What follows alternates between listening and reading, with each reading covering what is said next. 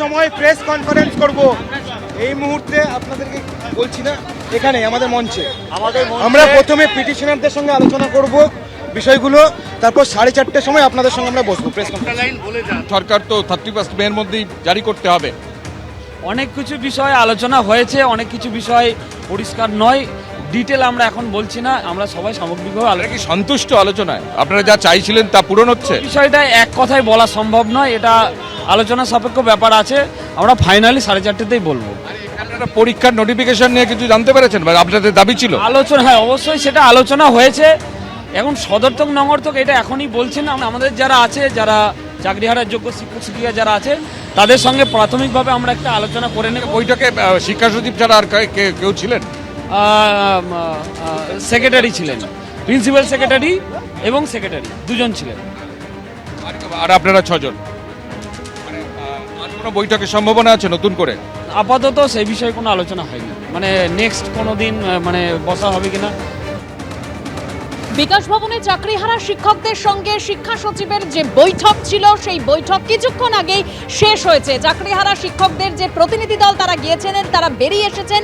এবার তারা নিজেদের মধ্যে একটু কথা বলবেন এবং তারপরে 4:30টার সময় তারা সাংবাদিক বৈঠক করবেন। কিন্তু যে প্রশ্ন তা হলো, নতুন করে পরীক্ষা না দিয়ে কিভাবে চাকরিতে তারা বহাল থাকবেন, সেই সংক্রান্ত কোনো রফা সূত্র কি বেরোলো, কোনো সমাধান সূত্র কি চাকরিহারা শিক্ষক শিক্ষিকারা পেলেন?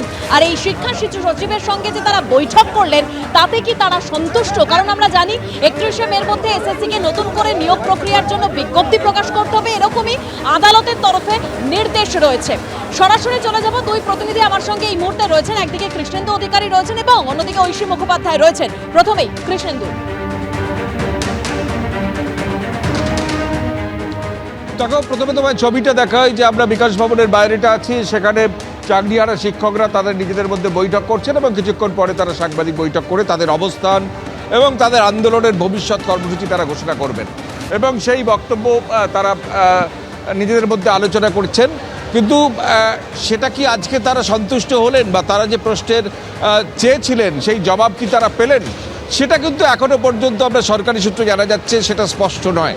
আজকে শিক্ষা সচিবের সঙ্গে তারা 6 সদস্য বৈঠক করেছিলেন এবং বৈঠক করার পর তাদের প্রধান দাবি ছিল পরীক্ষা না দিয়ে তাদের চাকরিতে বহাল রাখতে হবে।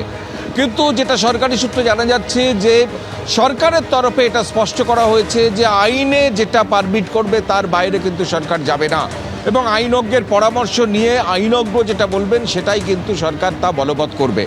স্বাভাবিকভাবে এটা প্রশ্ন উঠছে যে সুপ্রিম কোর্ট যেহেতু ডেডলাইন বেঁধে দিয়েছে আর 5 দিনের মধ্যে নতুন পরীক্ষার বিজ্ঞপ্তি ঘোষণা করতে হবে স্কুল সার্ভিস কমিশনকে এবং 31শে ডিসেম্বরের মধ্যে যাবতীয় প্রক্রিয়া শেষ করতে হবে, সেখানে কি করে পরীক্ষা না দিয়ে এই যারা চাকরিহারা শিক্ষক যারা বারবার দাবি করছেন যে তারা দুর্নীতির শিকার হয়েছেন, প্রাতিষ্ঠানিক দুর্নীতির শিকার, তারা কোনো মানে পয়সা দিয়ে ঘুষ দিয়ে চাকরি পাননি, মেধার জোরে চাকরি পেয়েছেন, তারা একবার পরীক্ষা দিয়েছেন 6 বছর 10 বছর আগে, 6 বছর ধরে শিক্ষকতা করছেন, তারা আবার কেন পরীক্ষা দেবেন বা পরীক্ষা দিলে একই পারফরমেন্স হবে তার গ্যারান্টি কোথায়?